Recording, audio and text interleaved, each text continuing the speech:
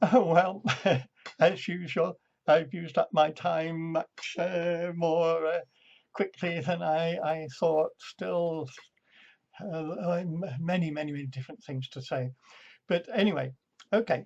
I ended last time saying one thing everybody shares is of course, finding ourselves bewildered and confused a lot of the time, living in the midst of indeterminacy and uncertainty as to what to do for the next, for the best in our lives.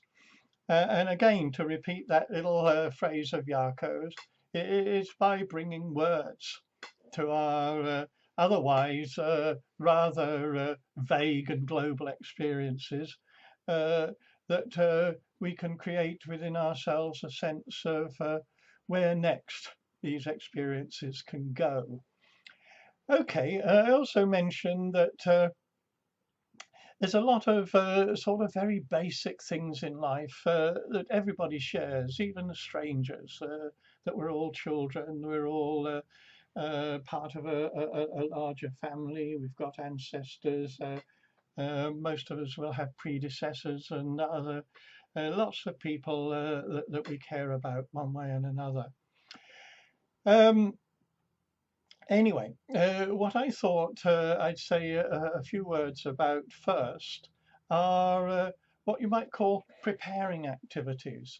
I had a little bit to do with a public conversations project in Boston years ago, where they were bringing pro-choice and pro-lifers together, which who had been literally not quite at daggers drawn, but at guns drawn, uh, antagonism with each other. People, a guy called John Salvi had motored down from New Hampshire to murder two people in each of four people altogether in two of each abortion clinics.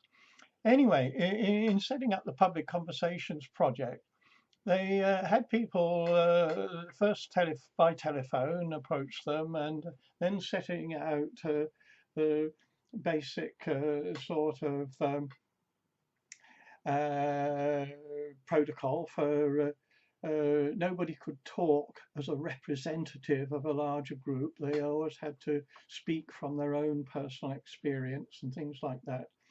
But they came into a lunchroom where quite literally they'd agreed that they would not know ahead of time what side of the debate, the argument, people were on. And they sat down and had a meal. Um, uh, we all know about Native American tribes' peace pipe smoking and so forth. One of the great sort of events of the 1914-18 war uh, was the football match between Christmas Eve football match between the German people, German soldiers and British soldiers, and so forth. The people coming together in a common activity uh, is a very sort of basic human thing. And this is what last time I meant by before we can have a dialogue about something, people just have to come together, perhaps almost in a form of playfulness, a form of activity which is not necessarily about anything in particular, uh, no common topic. Uh, People just do things together and show that understanding of each other's activities, where you know how to, so to speak, do something which continues something else that somebody had started. Um, uh, Let me introduce a second topic here. Tom Anderson, in the last few years before he died, started to talk about three realms of our experience. And I thought the way Tom talked in relation to these three realms was very important and very instructive. He talked about the world of the visible but frozen, the world of things, the world of nouns, mountains, trees, dogs, cats, etc. Things which you could itemize and name and apply in language the realm of nouns to them. And then the second realm, he talked of the visible but moving, the realm of verbs. By the first realm, he called it the realm of either or. This is either a tree, or it's a stone, or it's a cat, or it's a dog. It's precisely this and not that. Whereas in the realm of activities, he talked about it being the realm of both and. That's both hitting a ball with a bat, but it's also the playing of cricket or the playing of baseball or whatever. But the third realm was the realm of the invisible but moving. And you could say this is the realm of communication. This is the realm of our words, the realm of stuff that happens in time. And not the realm of the either or, not the realm of the both and, but, and this I think is the important bit, it's the realm of the neither nor. We can say it's like this, but it's not that. As Wittgenstein would say about language, language is like a city. And just like in a city, you can find different areas in the city, the banking area, the education area, and entertainment area.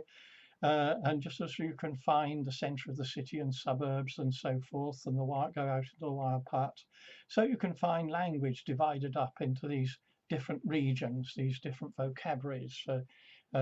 Also, as you move right out into the wild part, we get to the more disorderly uses of language, the creative parts in poetry, and our spontaneous use of language and so forth.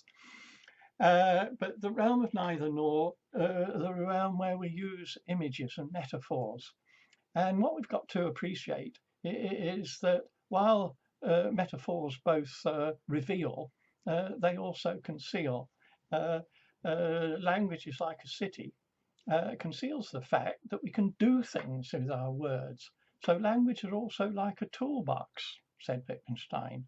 And we must also remember that in our toolbox we have rulers and glue and screws for joining things together and so forth. So each metaphor or each way of talking can lead us to pay attention to something, but by the very same token, paying attention to this means that we're not paying attention to that. So there's no end to our investigations here. Anyway, now the final topic that I thought I'd mention is the difference between as I've been making recently, between what I call experimentalists and researchers. Jaakko has a whole research program using a lot of heart rate material and galvanic skin response and things like that.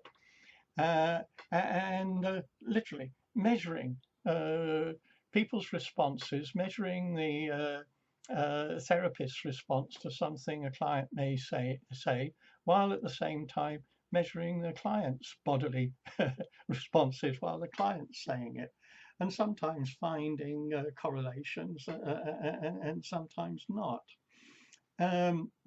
I find it very interesting, and I am waiting to, so to speak, look over the results.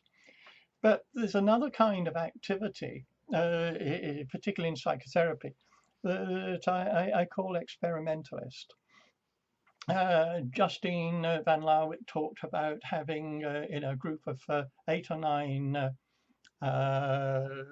parent groups who were having worries about how their divorces and arguments among themselves were affecting their children, having one couple enact one of their arguments while the 8 or 9 other couples grouped around that couple moved forward or moved away according to whether they felt attracted or repelled by what was going on among the arguing couple. And of course, it gave the arguing couple a real sense, a real felt sense of how their arguments, how their ways of difficult ways of being with each other might affect their children. Jim also, and I'm sure Jim will describe this to you, is something what he called playback therapy, where he had the therapists behind the one-way screen in the clinic where he worked interview members of a difficult family and then play out some of the family dynamics while members of the difficult family watched from the other side of the one-way screen. In both these circumstances, people were given experiences, given feelings about the consequences of their own actions that they wouldn't otherwise have.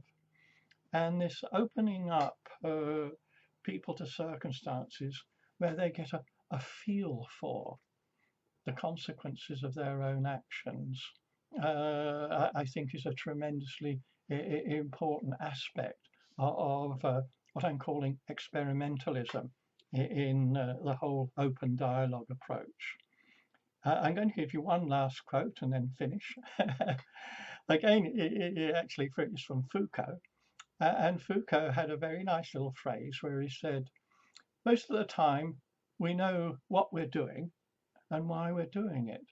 But what we don't know is what our doing is doing.